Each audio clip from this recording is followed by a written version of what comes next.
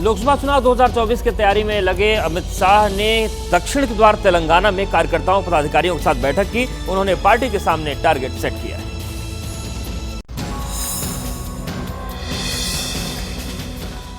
विधानसभा चुनाव में तीसरे पड़ाव पर रहने के बाद बीजेपी अगले साल होने वाले लोकसभा चुनाव में बड़ी जीत के लिए दक्षिण भारत पर पूरा फोकस कर रही है। गृह मंत्री अमित शाह खुद इस समय दक्षिण के दौरे पर हैं। उन्होंने लोकसभा चुनाव 2024 में तेलंगाना से कम 10 सीटों पर जीत हासिल करने और 35% वोट शेयर हासिल करने का लक्ष्य रखा।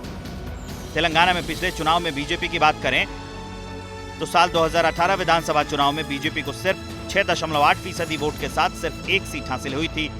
2019 लोकसभा चुनाव में बीजेपी ने बढ़त बनाते हुए 19% वोट हासिल कर 4 लोकसभा सीट जीती। 2023 विधानसभा चुनाव में 14% वोट हासिल कर 8 सीटों पर जीत हासिल की है। ये नतीजे 2024 के लोकसभा चुनाव से पहले बीजेपी के आत्मविश्वास को और ऊंचाइयों पर ले गए। यही वजह है कि अमित शाह दक्षिण के द्वार तेलंगाना में बीजेपी के पैठ बनाने में जुट गए हैं। तेलंगाना में अमित शाह ने कार्यकर्ताओं और पदाधिकारियों के साथ 90 दिन की कार्य योजना तैयार की है। देखिए, आए दिन सड़क हादसों की वजह से वाहनों में आग लगने की खबरें सामने आती रहती हैं, लेकिन इन दर्दनाक हादसों के पीछे की वजह क्या होती है? जोधपुर में बसों की पड़ताल की गई। गुरुवार को मध्य प्रदेश के गुना में भीषण एक्सीडेंट के बाद यात्रियों से भरी बस में जब आग लगी तो करीब 1 दर्जन लोगों की झुलसकर मौत हो गई। 20 यात्री घायल बताए गए। पूरी घटना को लेकर सरकार ने जांच के आदेश दिए हैं, लेकिन इतने बड़े हादसे का दोषी कौन है? आखिर किसकी लापरवाही से 1 दर्जन से अधिक घरों में मातम पसरा है?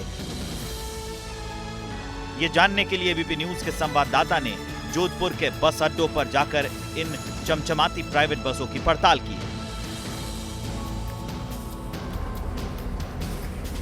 अरे मारो नहीं, मैं यार छोड़ो तो। अच्छा ड्राइवर हो ना? बढ़िया तो फायर के लिए कुछ भी नहीं है।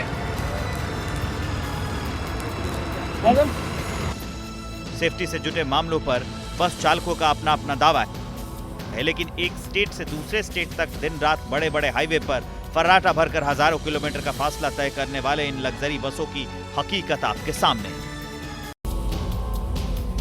दिसंबर के समापन के साथ ही साथ उत्तर भारत में कोहरे का टॉर्चर बढ़ता जा रहा है और इसकी वजह से आम जनजीवन प्रभावित होना शुरू हो गया है।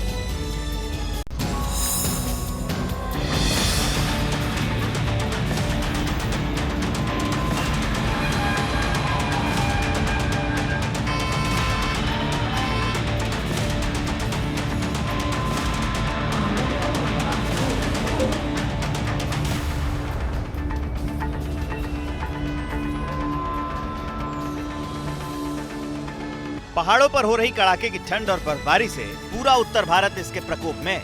दिल्ली से सटे इलाकों में यही हालात है। एनसीआर इलाके में जहां ठंडक बरकरार है, वहीं हरियाणा, पंजाब और बिहार समेत कई राज्यों पर घने कोहरे का सितम जारी है। घने कोहरे का असर यातायात पर भी पड़ा है। दिल्ली से कई डोमेस्टिक और इंटरनेशनल उड़ानें लेट उड़ रही हैं। कमोबेश यही हालत ट्रेनों की भी है। कई ट्रेनों को जहां रद्द करना पड़ा है, वहीं टाइमिंग में बदलाव हुआ है।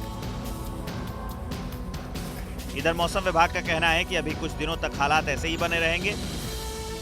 कई इलाकों में तो विजिबिलिटी 0 तक चली जाएगी।